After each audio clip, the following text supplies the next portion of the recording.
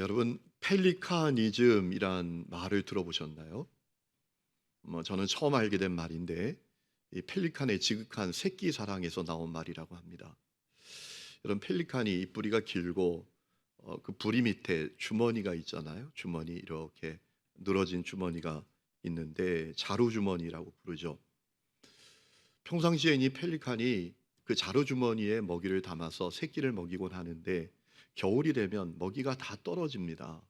그래서 겨울이 되어서 새끼들에게 먹일 것이 없게 되면 이 펠리컨이 정말 놀라운 일을 합니다. 그 강한 부리로 자기 가슴에 있는 털을 뽑아냅니다. 그리고 그 자기 살과 피를 새끼에게 다 먹이는 겁니다. 그리고 자기는 고통스럽게 죽어가는 겁니다. 놀라운 사랑입니다.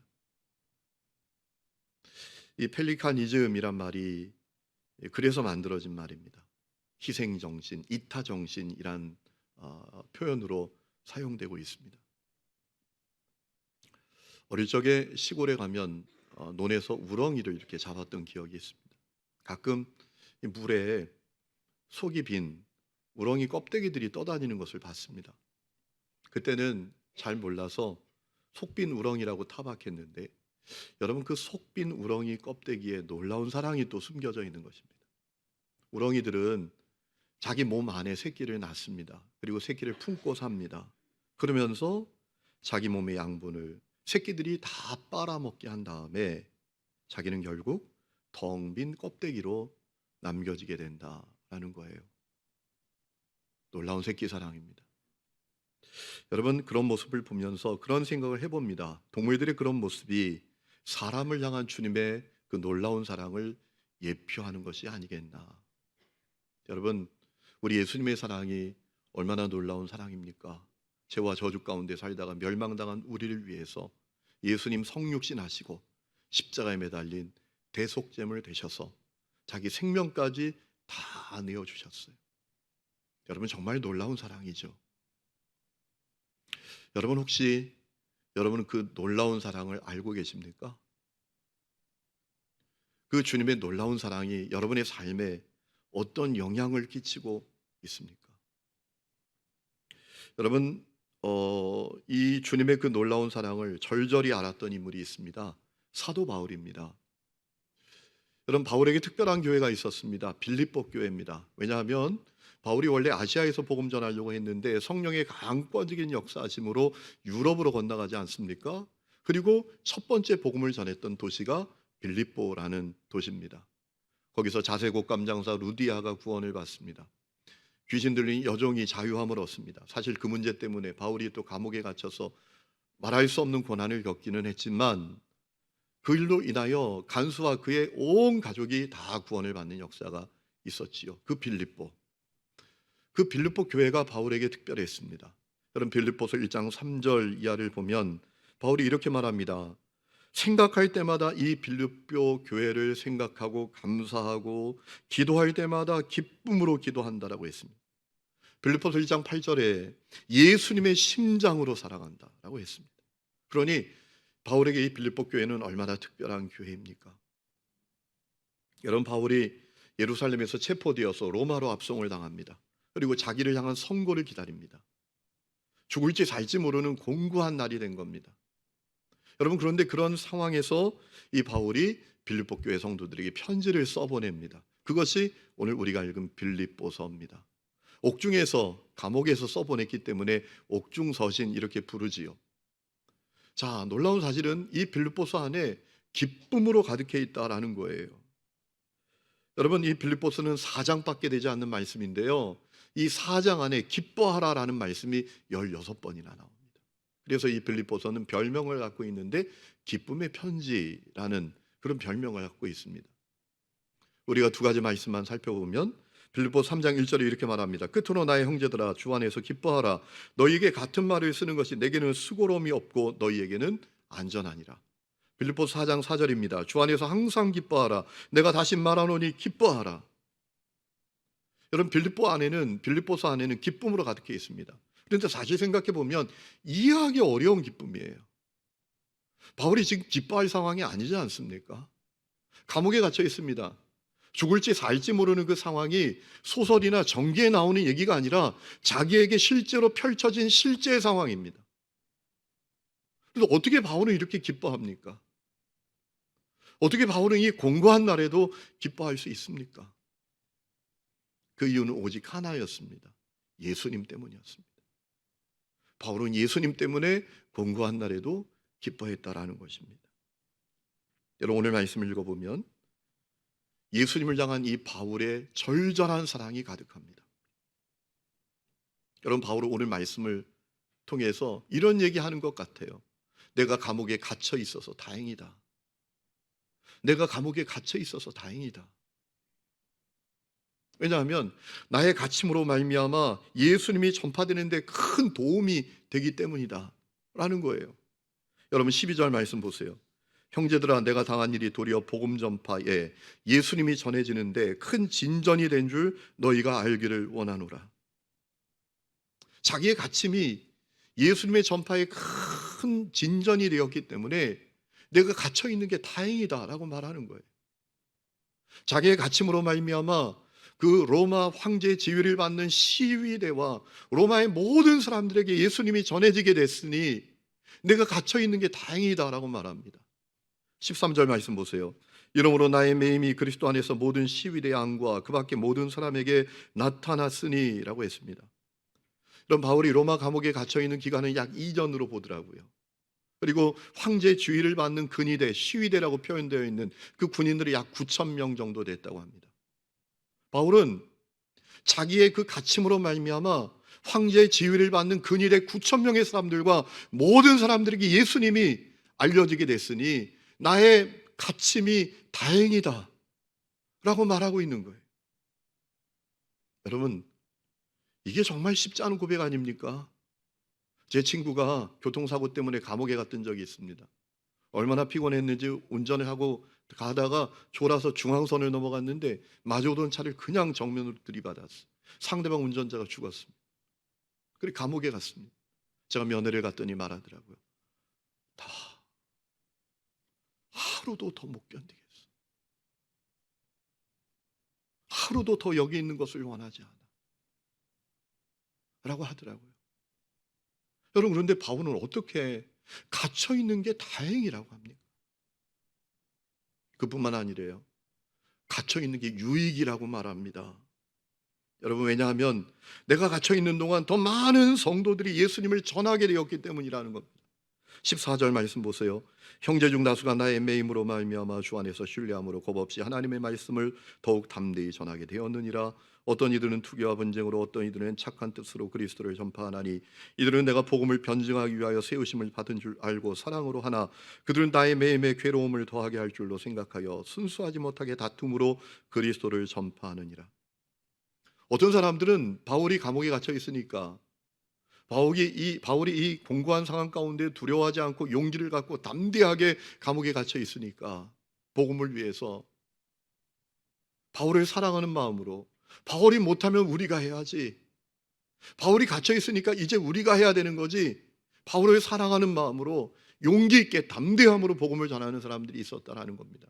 또 어떤 사람들은 바울을 시기하는 마음으로, 바울의 마음을 괴롭게 할 마음으로 복음을 전하는 사람들이 있었다라는 거예요. 그들은 누굴까요? 신학자들이 말하길 로마 교회 지도자들이라고 말하더라고요. 왜냐하면 바울이 로마에 오기 전까지는 리더십이 자기들에게 있었는데 바울이 로마에 오니까 사람들의 관심이, 성도들의 관심이, 교회의 관심이 다 바울에게 쏠리는 겁니다. 그래서 시기심이 일어났다라는 거예요. 사실은 우리가 더 잘해, 이거 한번 보여줘야 될 거 아니야, 본때를 보여줘야 될 거 아니야, 이런 마음으로 예수님을 전했다라는 겁니다. 그런 사람들이 있었다라는 거예요. 그런데 바울은 그것에 개념치 않는다는 말입니다. 어찌됐든 예수님이 더 많은 사람들에게 전파되니까 나는 기뻐한다, 기뻐한다 라고 말합니다. 18절 말씀이에요. 그러면 무엇이냐? 거칠애로 하나 참으로 하나 무슨 방도로 하든지 전파되는 것은 그리스도니 이로써 나는 기뻐하고 또한 기뻐하리라. 내가 갇혀 있어서 유익이다. 얼마나 놀라운 고백이에요. 그뿐만이 아닙니다. 바울은 자기의 소원은 오직 예수님이라고 말합니다. 자기의 변함없는 소원 두 가지를 말하죠. 20절, 나의 간절한 기도와 소망을 따라 아무 일에든지 부끄러워하지 아니하고. 우리 개역 개정 성경이 원문에 충실하게 번역하지 못했습니다. 부끄러워하지 않는 게 아니라 어떤 의미인가 하면 부끄러움을 당하지 않는 것이 자기의 소원이라는 거예요. 쉽게 말하면 내 소원이 있다. 나는 예수님 얼굴에 먹칠하지 않는 게 내 소원이다. 내가 사랑하는 예수님 얼굴에 먹칠하지 않는 게 내 소원이다. 십자가의 복음을 값싼 복음으로 만들지 않는 것이 내 소원이다라는 겁니다. 그리고 예수님에 대한 소원을 또 하나 말하죠. 지금도 전과 같이 온전히 담대하여 살든지 죽든지 내 몸에서 그리스도가 존귀하게 되게 하려 하는 것이다 라고 했어요. 살든지 죽든지 예수님 높이는 게 내 소원이야. 살든지 죽든지 예수님께 영광 돌리는 게 내 소원이야. 예수님이 내 소원이야 라고 말하는 거예요. 그래서 감옥에서 석방되어 살면 더 힘있게 예수님을 전하면 되는 거고, 석방되지 못하여 순교당하면 순결한 믿음을 지키다가 순교함으로 하나님께 영광을 돌리는 거지. 바울의 소원은 오직 예수님이었다 라고 말하고 있어요. 그뿐만이 아닙니다. 바울은 자기의 목적도 오직 예수님이다라고 말합니다. 21절 말씀 보세요. 이는 내게 사는 것이 그리스도니 죽는 것도 유익함이라. 이 말씀을 공동번역 성경이 잘 번역했더라고요. 원문에 가깝게 번역했는데 이렇게 번역했습니다. 나에게는 그리스도가 생의 전부입니다. 그리고 죽는 것도 나에게는 이득이 됩니다. 무슨 얘기죠? 예수님이 내 인생의 목적입니다. 나에게는 예수님이 내 인생의 전부입니다. 예수님이 내 인생의 목적입니다. 그래서 나는 예수님을 위해서 죽는 것도 상관없습니다 라고 고백하게 되었다라는 거예요. 여러분, 정말 놀라운 고백이죠. 어떻게 바울은 이런 고백을 가지게 되었다고요? 예수님 때문에. 예수님 때문에. 바울은 예수님께 완전히 빠진 사람이에요. 아니, 죄송합니다. 바울은 예수님께 완전히 미친 사람이에요. 그래서 그는 그 공고한 상황 속에서도 예수님 때문에 기뻐하는 사람이 될 수 있었던 거예요. 바울은 자기에게 주신 그 예수님의 놀라운 사랑을 알았어요. 그 사랑으로 말미암아 자기가 얼마나 놀라운 구원을 받았는지 알았던 겁니다. 그 구원으로 말미암아 자기가 얼마나 놀라운 존재가 되었는지도 알았던 것입니다. 죄인 중에 개수와 같은 자기, 그런 자기를 사랑해 주시고 찾아와 주시고 택해 주시고 용서해 주시고 구원해 주시고 써 주시는 그 놀라운 사랑을 바울이 알았던 거예요. 그래서 바울은 예수님 한 분만으로 만족한 사람이 됐어요. 예수님 한 분만으로 충분한 사람이 됐습니다. 그래서 그 예수님 때문에 아무것도 두렵지 않아요. 아무것도 걱정되지 않아요. 아무것도 겁나지 않아요. 죽음도 두렵지 않아요. 여러분, 중요한 사실이 있어요. 나는 그 예수님의 사랑을 아느냐 말이에요. 여러분은 그 예수님의 사랑을 아느냐는 말입니다. 그것은 내가 교회를 다니는 것보다 더 중요합니다. 내가 교회에서 어떤 직분을 갖고 있느냐, 내가 목사냐, 장로냐, 권사냐, 순장이냐, 이것과 비교할 수 없을 정도로 중요한 문제입니다. 나는 그 예수님의 사랑을 아냐? 여러분, 세상 사람들은 사랑을 감정적으로 호감을 느끼는 것을 사랑이라고 생각하는데, 성경이 말하는 사랑은 그 정도가 아닙니다. 성경이 우리에게 말하는 사랑은 목숨까지 주는 것입니다. 여러분, 놀라운 사랑 아닙니까? 목숨이 얼마나 소중합니까? 누군가 여러분에게 세상 다 줄 테니까 너 목숨 내놔라. 그럼 여러분 가운데 목숨 줄 사람이 한 명이라도 있습니까? 아니, 안 돼, 그건. 이렇게 말할 거예요. 목숨이 얼마나 소중합니까? 요즘 코로나 때문에 사람들이 두려움에 가득해요. 왜 코로나 때문에 그렇게 두려워하죠? 다른 이유 아닙니다. 목숨 때문입니다. 죽을까 봐, 목숨 잃어버릴까 봐 두려워하는 것 아닙니까? 목숨이 얼마나 소중합니까? 그러니까 예수님의 사랑은 얼마나 놀라운 사랑입니까?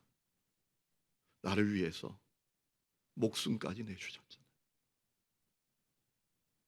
그 놀라운 사랑 여러분 아십니까? 여러분 한번 생각해 보세요. 여러분 신장이 다 망가졌어요.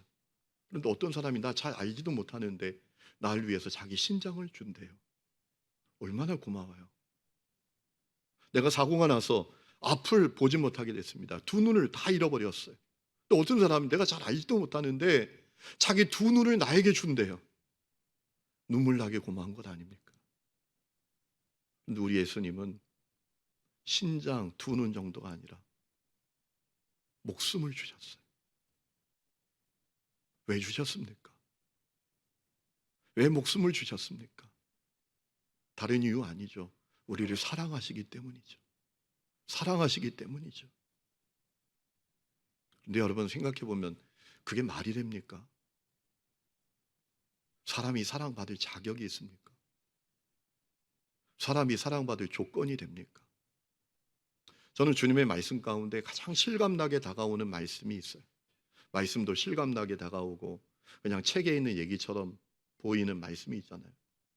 실감나게 다가오는 말씀이 뭐냐면 예수님이 하신 말씀이에요. 사람을 더럽게 하는 게 뭐냐? 사람을 더럽게 하는 것은 사람 밖에서 사람 안으로 들어가는 것이 사람을 더럽게 하는 것이 아니라 사람 안에서 사람 밖으로 나가는 것. 우리가 쇳덩어리잖아요. 여러분 사람이 예수님이 목숨까지 내어주시면서 사랑할 대상이 됩니까? 저희 둘째 녀석이 군에 갔다 와서 가을 학기에 복학을 했습니다. 이번 학기에 받는 수업 가운데 리더십이라는 과목을 하고 있어요. 지난주에 저에게 그래요. 아빠, 제가 이 리더십 수업을 받으면서 세계 기업의 CEO들을 연구해 보니까 제가 깜짝 놀랐어요. 충격받았어요. 그러는 거예요. 그러면서 우리가 이름만 다 대도 아는 미국의 유명한 기업 CEO에 대해서 얘기하는데요. 얼마나 악랄한지 그 사람이. 이 사람이 회사 물류창고에 직원들을 위해서 에어컨을 안 달아줍니다. 그래서 그 더운 날 직원들이 땀을 뻘뻘 흘리면서 일을 하는 거예요. 근데 그 이유가 뭔지 아십니까? 충격적이게도 그 넓은 물류창고에 에어컨을 설치하는 것보다 한 사람 쓰러지면 구급차 부르는 값이 더 싸기 때문이라는 거예요. 인간이 그런 존재입니다. 그 넓은 물류창고에 에어컨 설치하는 것보다 한 사람 쓰러지면 구급차 부르는 값이 더 싸다는 거예요. 그게 우리가 이름만 대도 아는 유명한 CEO의 실체예요. 여러분 그분만 그래요. 인간이 사랑받을 자격과 조건이 안 되죠. 근데 우리 예수님 사랑하십니다. 자기의 생명을 다 내어주시기까지 사랑하십니다. 그리고 놀라운 사랑은 그 사랑은 일시적인 사랑 아닙니다. 즉흥적인 사랑도 아닙니다. 영원부터 계속되어 온 사랑이에요. 에베소 1장 4절에 창세전부터 시작된 사랑이다. 예레미야 6장 13절에 무궁한 사랑이다.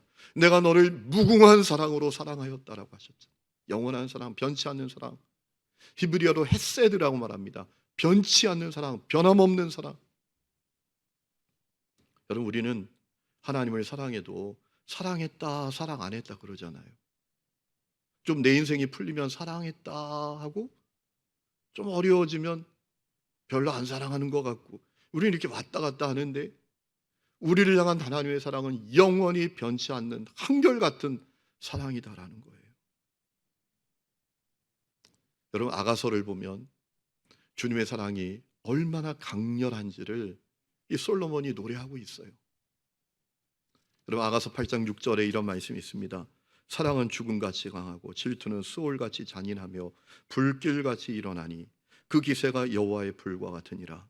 많은 물도 이 사랑을 끄지 못하겠고 홍수라도 삼키지 못하나니 사람이 그의 온 가산을 다 주고 사랑과 바꾸려 할지라도 오히려 멸시를 받으리라. 죽음같이 강한 사랑이래요. 여러분 죽음이 얼마나 힘이 있습니까? 죽음이 얼마나 위력이 있습니까? 죽음 앞에는 누구도 항거하지 못합니다. 대통령도 항거하지 못합니다. 병원에 가서 의사 선생님이 3달 남았습니다. 그러면 항거하지 못합니다. 그렇게 강력한 힘을 가진 것이 죽음인데, 놀라운 사실은 이 사랑이 죽음보다 강한 사랑이랍니다. 소울같이 잔인한데 불같이 일어나는 사랑이다. 여호와의 불과 같다. 이 소울이라는 단어는 원문에 보면 키아인데 열정적인 사랑을 말해요. 여러분, 열정적인 사랑이니까 질투하죠.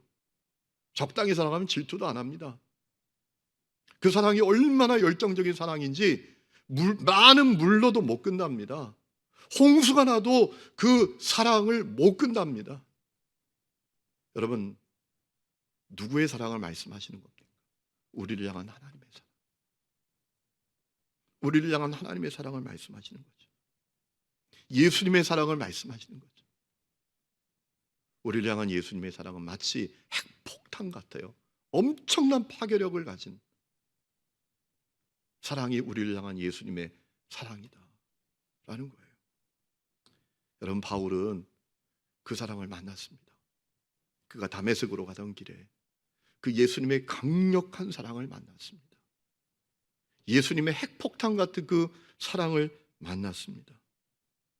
죄인 중에 죄수, 쓰레기 중에 쓰레기같이 살던 자기에게 찾아오신 그 사랑을 만났습니다. 알게 됐습니다.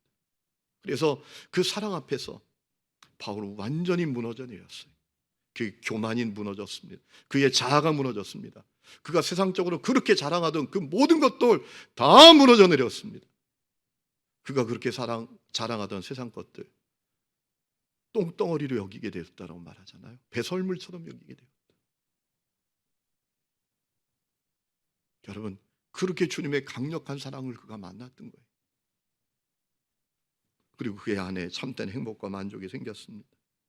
염려, 두려움 다 사라졌습니다. 공고한 날에도 기뻐하게 되었습니다. 상과 죽음조차도 상관없게 되었습니다. 살면 사명이고 죽으면 내가 그렇게 고대하던 주님 만나서 천국에서 영원한 생명을 누리면서 살게 될 것을 알게 됐으니 사는 것 죽는 것 그것에 매이지 않게 되었습니다. 그에게 오직 하나의 소원만 생겼어요. 자기가 지금 갇혀있는 그 로마 9,000명의 시위대 군인들과 로마에 있는 모든 사람들에게 내가 만난 그 주님의 사랑이 전해지는 것, 내가 만난 그 폭탄 같은 핵폭탄 같은 예수님의 사랑을 그들도 알게 되는 것, 그것이 바울의 소원이 됐다라는 거예요. 그래서 공고한 날에도 그는 기뻐할 수 있게 됐다라는 말입니다. 여러분, 이것은 억지로 된 게 아닙니다. 주님의 사랑이 만든 역사였습니다. 바울의 노력과 수고로 되어진 게 아닙니다. 핵폭탄처럼 강력한 주님의 사랑이 만든 역사였습니다. 그럼 바울이 고린도후서 5장 14절에 이런 고백을 한 적이 있습니다. 그리스도의 사랑이 우리를 강권하시는도다. 주님의 사랑이 나를 휘어잡았다라는 거예요. 불가항력적인 능력으로 주님의 사랑이 내게 그렇게 다가왔다라는 거예요. 여러분, 자석을 철에 대보세요. 철이 확 끌려오잖아요. 그것처럼 주님의 사랑이 나를 휘어잡았어요. 그렇게 고백해요. 로마서 5장 5절에 바울이 이런 고백을 했던 적이 있습니다. 하나님의 사랑이 우리 마음에 부은 바 되었다고. 십자가 보혈의 그 뜨거운 사랑이 내 마음에 부어진 바 되었대요. 십자가 보혈이 그 내 마음에 뜨겁게 부어진 바 되어서 나의 마음이 뜨거워지고 나의 인생이 뜨거워지고 나의 사명이 뜨거워지고 나의 영적 생명이 냉랭하지 않고 뜨거워졌다라는 거예요. 주님의 사랑이 만든 역사였다라는 거예요. 순회 선교단 대표이신 김용희 선교사님, 이분이 술집 아들로 태어나신 분입니다. 태어날 때부터 그가 보게 된 것은 맨날 술 취해서 싸우고 욕하고 그거 보고 자란 거예요. 아무도 자기를 돌아보는 사람이 없었답니다. 그래서 나는 저주받은 인생이지, 나는 잘못 태어난 인생이지, 이런 마음만 갖고 살았대요. 뒷골목을 전전하면서 말이죠. 그러던 어느 날 예수님이 자기에게 찾아오셨어요. 핵폭탄 같은 사랑을 만나게 되었어요. 쓰레기 같은 나를 위해서 당신의 목숨까지 내어주셨다는 그 사랑을 만나게 되었습니다. 그 사랑이 얼마나 강렬한 사랑인지, 그 사랑으로 말미암아, 그 사랑이 자기를 휘어잡음으로 말미암아, 그 사랑이 자기 마음에 뜨겁게 부어짐으로 말미암아 많은 것이 달라졌대요. 자기 마음에 행복이 생기고 자유함이 생겼어요. 술집 아들로 태어난 거 그거 숨길 게 없었어요. 중학교 중퇴 학력밖에 안 되는 거 그것도 부끄러운 게 아닙니다. 그리고 그에게 오직 하나의 소원이 생겼어요. 죄와 저주 가운데 그 주님의 예수님의 사랑을 알지 못하는 사람들에게 예수님의 사랑을 알려주는 것. 그들도 그 예수님의 사랑을 만나는 것. 그것이 그의 소원이 됐다라고 했어요. 사랑하는 성도 여러분, 여러분 주님의 사랑을 아십니까? 여러분 주님의 사랑을 만나셨습니까? 주님의 사랑이 여러분의 마음을, 여러분의 인생을 휘어잡으셨습니까? 십자가 보혈 그 예수님의 뜨거운 사랑이 여러분 심령 속에 부어지셨습니까? 여러분 그거 대단히 중요한 문제입니다. 우리가 교회를 다니냐 안 다니냐 이 문제보다 비교할 수 없을 정도로 중요한 문제입니다.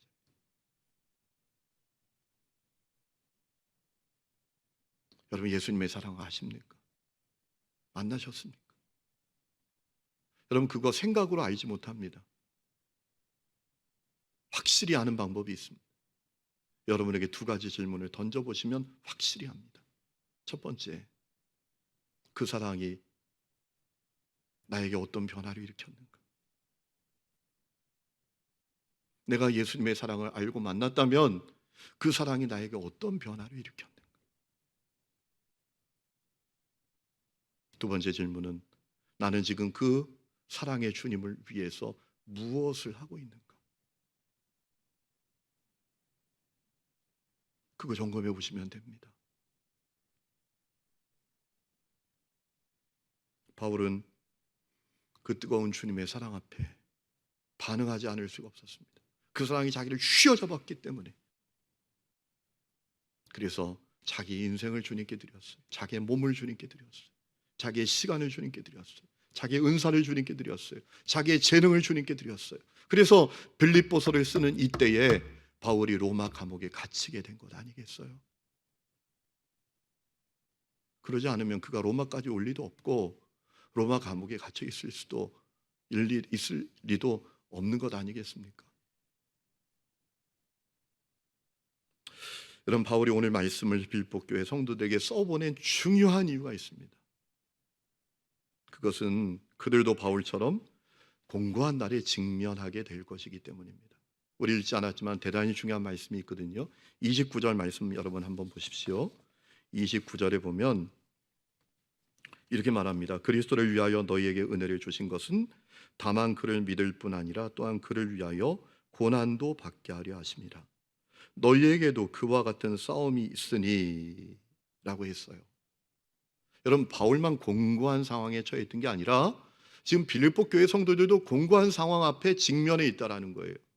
바울에게 공고한 싸움이 있었듯이 빌립보 교회 성도들에게도 공고한 싸움이 직면해 있다라는 겁니다. 실제로 AD 64년에 로마의 네로 황제가 기독교인들을 무자비하게 악랄하게 박해하기 시작합니다. 그 당시에 역사학자였던 타키투스의 기록에 의하면 그리스도인들은 온갖 고문을 당하고 십자가에 못 박히고 밤에 불을 밝히기 위한 땔감으로 태워지고 원형 경기장에서 벌어지는 스포츠 경기의 소모품으로 사용됐다고 합니다. 여러분 예수 믿기 때문에 그런 일을 당할 정도니 얼마나 공고한 상황이 지금 빌립보 교회 성도들 앞에도, 빌립보도 당시에 로마의 지배하에 있었습니다. 빌립보 교회 성도들 앞에도 다가오고 있는 것입니까? 그래서 바울은 이 빌립보 교회 성도들이 바울 자신이 그 공고한 날에도 예수님의 사랑 때문에 기뻐할 수 있었던 거죠. 빌립보 교회 성도들도 기뻐하는 사람들이 되기를 원했던 겁니다. 왜냐하면 마귀가 못 이기는 사람이 있습니다. 마귀가 못 이기는 사람이 있기 때문입니다. 누굴까요? 기뻐하는 사람 못 이깁니다. 마귀는 결심하고 작정하고 인내하는 사람도 다 이길 수 있습니다. 그런데 마귀가 못 이기는 사람이 있습니다. 예수님 때문에 기뻐하는 사람. 예수님 때문에 기뻐하는 사람 못 이깁니다. 로마 황제도 못 이깁니다. 로마의 권력자들도 못 이깁니다. 여러분 생각해 보세요. 그래서 결국 로마가 예수님 때문에 기뻐하는 이 그리스도인들 앞에 무릎 꿇었던 거 아닙니까? AD 313년 로마의 콘스탄틴 황제가 기독교를 공인하게 되었던 것. 마귀는 기뻐하는 사람 못 이깁니다.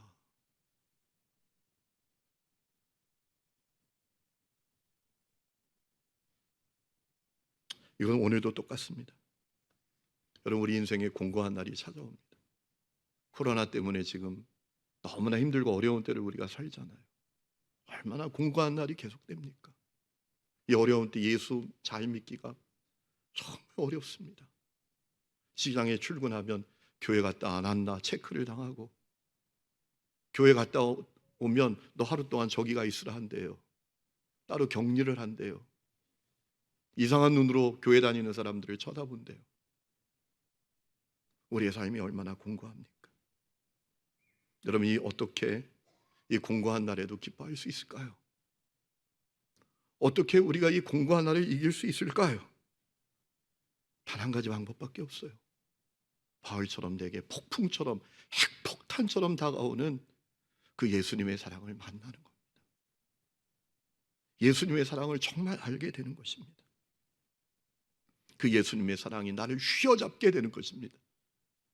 예수님의 그 십자가 보혈의 뜨거운 사랑이 내 심령 가운데 부어지는 것입니다. 그러면 공고한 날에도 예수님 때문에 기뻐할 수 있어요. 공고한 날을 이길 수 있어요. 여러분, 우리가 인생은 다양하게 살 수 있어요. 인생의 경험도 다양하게 할 수 있고요. 인생의 직업도 다양하게 가질 수 있어요. 그러나 한 가지는 꼭 같아야 합니다. 한 가지는 꼭 같아야 합니다. 무엇입니까? 예수님의 사랑을 만나는 것. 예수님의 사랑을 아는 것. 우리가 그렇게 고백하게 되는 것. 목사님, 장로님, 순장님, 집사님, 제가 예수님의 사랑을 만났어요. 핵폭탄 같은 예수님의 그 사랑을 제가 알게 됐어요. 라고 하는 것은 반드시 우리 모두에게 일어나야 되는 일입니다. 그래야 공고함이 가득한 이 땅에서 그럼에도 불구하고 예수님 때문에 기뻐하며 살 수 있는 거예요. 오늘 그 은혜가 여러분 가운데 있기를 주의 이름으로 축원합니다. 우리 이 시간에 찬양 부르고 기도하는 시간을 갖습니다. 오늘 이 찬양의 가사가 사도 바울의 고백 같다라는 마음이 듭니다. 우리 가사를 묵상하면서 깊이 생각하면서 이 찬양을 부릅시다. 닫혀진 마음에 주님의 사랑은 빛이 되어 만져주시고 절망의 땅에도 주님의 사랑은 그의 나라 보게 하시네. 지나간 날보다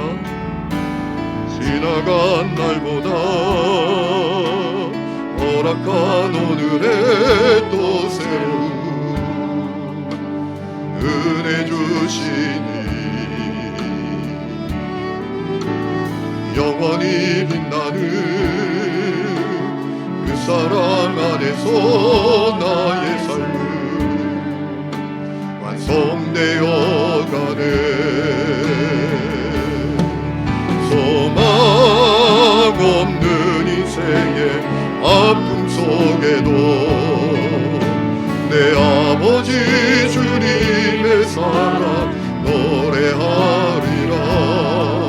세월 지나 세상이 끝난다 해도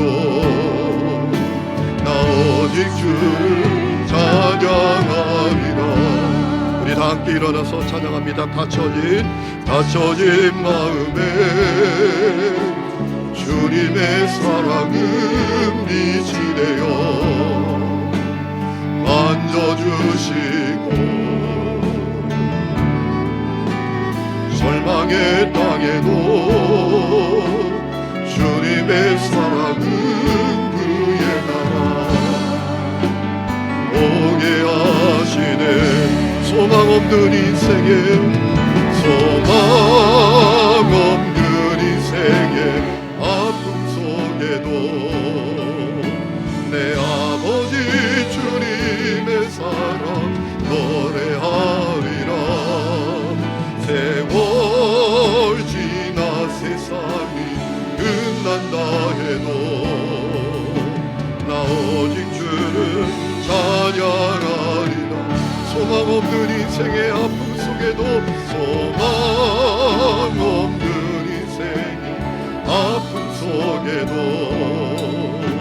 내 아버지 주님의 사랑 노래하리라. 세월 지나 세상이 끝난다 해도 나 오직 주를 찬양하리라. 소망 없는 인생의 아픔 속에도 소망 없는 인생의 아픔 속에도 내 아버지 주님의 사랑 노래하리라. 세월 지나 끝난다 해도 나 오직 주를 찬양하리라. 우리 시간 잠깐이라도 기도하고 들어갔으면 좋겠습니다. 우리가 주님의 사랑을 알고 만나는 것은 너무나 중요한 문제입니다. 우리가 교회를 얼마나 다녔느냐, 교회에서 어떤 직분이 있느냐, 세상에서 어떤 성취와 성공을 했느냐, 이것과는 비교할 수 없는 문제입니다. 여러분, 예수님의 사랑을 아십니까? 그 핵폭탄 같은 예수님의 사랑을 만나셨습니까? 여러분, 핵폭탄이 꽝 하고 떨어지면 다 사라집니다. 예수님의 사랑이 그거 같잖아요. 예수님의 사랑 만나면 우리 마음의 지옥 같은 마음 다 사라져요. 열등감, 원망, 시기, 저주스러운 마음, 누가 잘 되는 것 보면서 속상했던 마음, 누구보다 더 높아지지 못해서, 나아지지 못해서, 많이 가지지 못해서 한심한 인생이라고 생각했던 그 마음도 다 사라집니다. 자유가 임하고 행복이 임하고 사느냐 죽느냐도 문제되지 않는 그런 상태가 된다고 오늘 바울이 증언하고 있잖아요. 우리가 예수님의 사랑을 만나고 아는 것 너무나 중요한 문제입니다. 이 시간에 우리가 1분 동안이라도 부르짖어 기도하셔도 되고 자유롭게 소리 내지 않고 기도하셔도 됩니다. 그러나 간절한 기도 드립니다. 내가 주님의 사랑을 알게 해주옵소서. 핵폭탄 같은 주님의 사랑을 만나게 해주십시오. 우리 함께 하나님 앞에 기도합시다. 하나님 아버지, 오늘도 우리가 기도합니다. 예수님의 사랑 알기를 원합니다. 예수님의 사랑 만나기를 원합니다. 강렬한 그 주님의 사랑을 만나기를 원합니다. 바울이 만났던 그 사랑을 알기를 원합니다. 그 사랑을 우리가 만나기를 원합니다. 하나님 아버지, 우리의 중심을 주님한테 내어놓습니다. 주여, 없는 주님의 우리가 피곤해갑니다. 주님의 그 뜨거운 사랑이 우리 마음에 부어지기를 원합니다. 바울의 마음을 휘저었던 그 주님의 사랑이 어머니는 우리의 마음을 휘어잡기를 원합니다. 주여, 우리를 불쌍히 여겨주시옵소서. 긍휼히 여겨주시옵소서. 그리의 공고한 날에도 기뻐하는 자가 되기를 원합니다. 공고한 날에도 예수님 때문에 기뻐하고 기뻐하기라 고백하는 자가 되기를 원합니다. 주여, 우리를 긍휼히 여겨주시옵소서. 불쌍히 여겨주시옵소서. 오 주님, 우리를 새롭게 하여 주시옵소서. 오 하나님 아버지, 주님의 은혜를 허락하여 주시옵소서.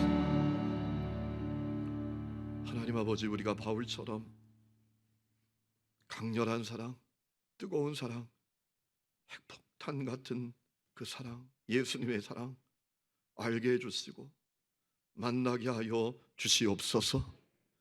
그래 우리의 인생에도 공고한 날이 많지만 그럼에도 예수님의 사랑 때문에 기뻐하고 기뻐하리라 라는 그런 놀라운 평화와 담대함과 용기와 기쁨이 우리 속에도 오늘 가득하게 하여 주옵소서. 이제는 우리 주 예수 그리스도의 은혜와 하나님 아버지의 놀라운 사랑과 성령의 내주 동행하심이 예배를 마치고 삶의 연장으로 나가는 사랑하는 모든 성도들과 그 삶의 모든 부분들 위해, 그리고 가정에서 어려운 사정 때문에 영상으로 예배하는 모든 성도들 위해 지금부터 영원토록 함께 계시기를 간절히 축원하옵나이다. 아멘.